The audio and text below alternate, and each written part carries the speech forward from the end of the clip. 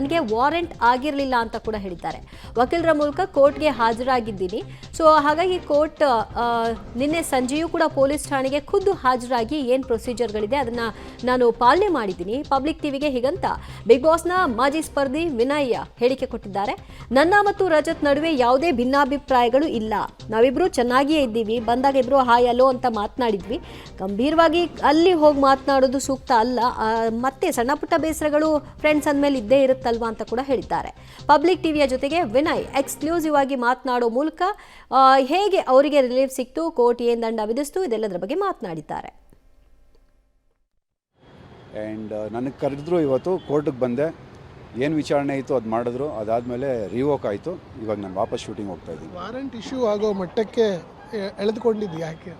ಇಲ್ಲ ಅಂದರೆ ವಾರೆಂಟ್ ನನ್ನ ಹೆಸರಿನಲ್ಲಿ ವಾರೆಂಟ್ ಆಗಿರಲಿಲ್ಲ.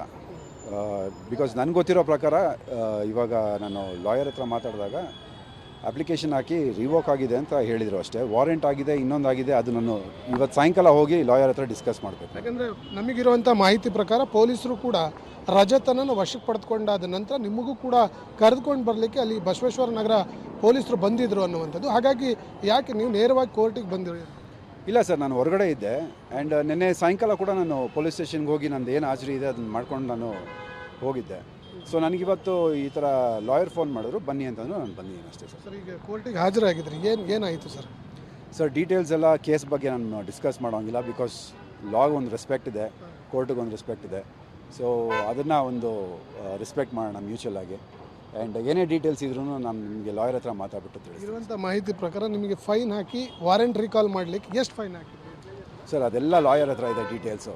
ಸೊ ನನಗೆ ಏನೂ ಗೊತ್ತಿಲ್ಲ ಇದ್ರ ಬಗ್ಗೆ. ನಾನು ಅರ್ಜೆಂಟಾಗಿ ಹೊರಟಿದ್ದೆ, ಮುಗಿಸ್ಕೊಂಡು ನಾನು ಹೋಗ್ತಾ ಇದ್ದೀನಿ. ಪರ್ಸ್ನಲ್ ಆಗಿ ಬರ್ತೀನಿ, ನಾನು ನಿಮ್ಮ ಸ್ಟುಡಿಯೋಗೆ ಬರ್ತೀನಿ, ಮಾತಾಡೋಣ. ಸರ್, ರೀಲ್ಸ್ ಕೇಸ್ ಆಗೋದಕ್ಕಿಂತ ಮುಂಚೆ ನೀವು ರಜತ್ ತುಂಬ ಆತ್ಮೀಯರಾಗಿದ್ರಿ.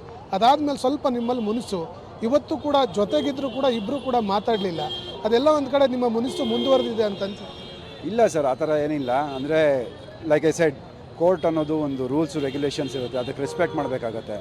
ಅಲ್ಲಿ ನಿಂತ್ಕೊಂಡು ನಾವು ಮಾತಾಡಿಕೊಂಡು ಇರೋದು ಅಷ್ಟು ಉತ್ತಮ ಅಲ್ಲ ಅಂದ್ಬಿಟ್ಟು ಮಾತಾಡಿದ್ವಿ. ಹಾಯಲು ಆಯಿತು, ಮಾತಾಡ್ಕೊಂಡೇ ಬಂದೆ ನಾನು. ಇವಾಗ ಆ ಥರ ಏನಿಲ್ಲ.